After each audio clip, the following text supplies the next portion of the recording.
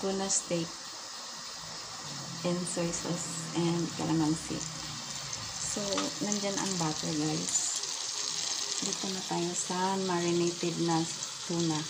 So, ang minarinate ko sa tuna ay konting kikuman soy sauce at saka konting no liquid seasoning. Tapos, nilagyan ko ng salt. Saka konting pepper. Yung salt, konti lang din. Kasya lang sa panlasa nyo. Huwag yung alatan kasi nakaka-high blood. Tapos yung kalamansi ko guys, dalawa lang. Kasi may tira pa akong lemon butter sauce. Ayan, may lemon butter sauce pa ako. So, dagdag ko yan mamaya. Kasi sayang. Sayang, mahal ang butter. So, iprito na natin ang onion rings.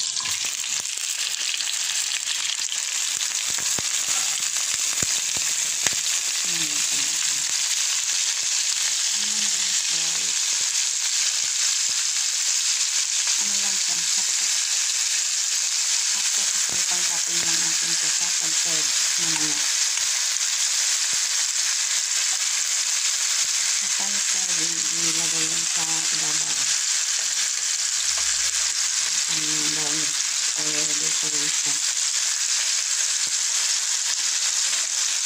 Ito mas masarap yan. Ayun din kapag hotdog. Kasi matamis ko siya. Pag ubutok na wala ng lasa.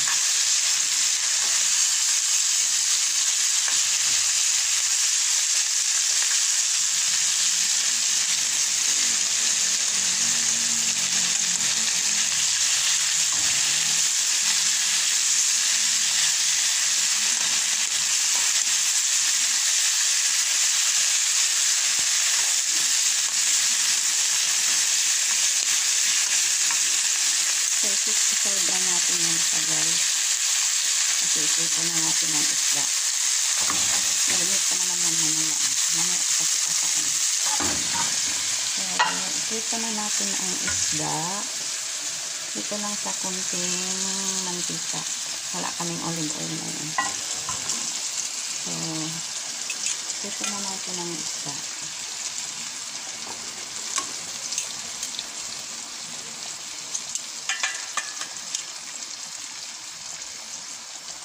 Tuna steak guys, kunti lang ang mantika. Kasi parang pinrito mo lang siya sa meat. Kasi maluluto pa naman yan dahil lagyan pa natin ng marinade yung pinagbabad na soy sauce.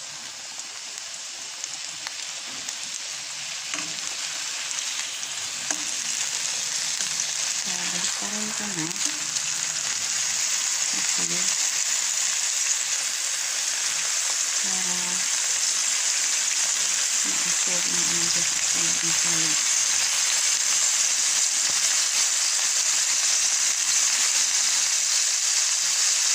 So, hangit tayo dahil kailangan medyo sila ko yung loob. Kasi ang pinakad medyo mahina ito. Sobrang lutog na tigas sa kainin. So, hangit madaling madurog ang so, ilagay na natin ang marinade o yung pinaka-sauce niya. Ito na yung sarikado. Marinade yung black pepper at saka yung no liquid seasoning. Pabalik pa rin ang ating sanay na adoran.